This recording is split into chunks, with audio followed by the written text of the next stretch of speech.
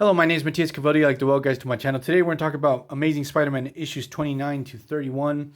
They're actually tie-ins into the Secret Empire crossover that at least I really liked.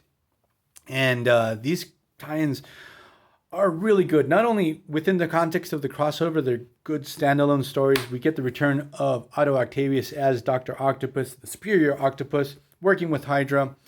He has a bone to pick with Spider-Man that he has a valid point in this story to be really pissed off with Peter Parker.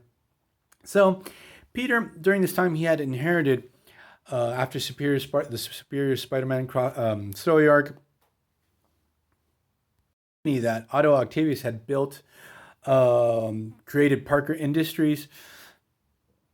Parker gets back into his body. He discovers he has this whole company. He's filthy rich. He's like Tony Stark Spider-Man. It's sort of to get an idea where he's at. Sort of a weird place for Peter Parker. It's an interesting terrain for a writer to dive into, to see Peter in this context.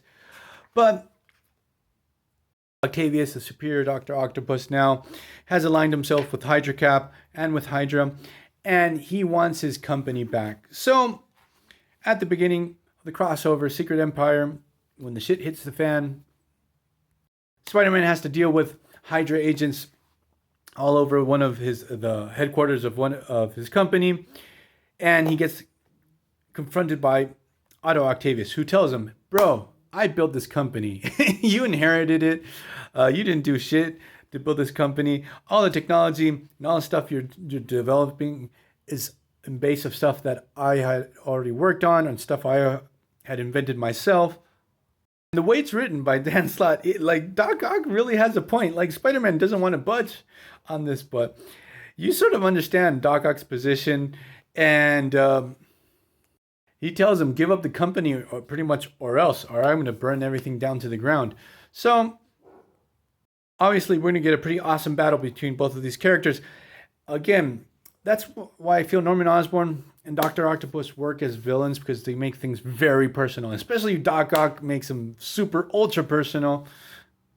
Say Stuart Immonen's art. I think I butchered your last name, sir. Stuart Immonen. Yes, art fantastic. It's a delight just to see every single page.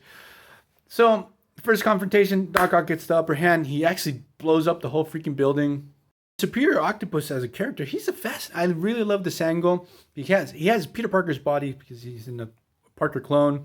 He's got the arms. The design of the suit looks really awesome. I saw there's a Marvel Legend of this dude out in the wild. I really want it. It's crazy expensive, but I need to get it. So Octopus, in their next confrontation, hacks into Spider-Man's all of his robotics and his machines, takes control of them. Spider-Man is pretty much on the ropes during most of the battle.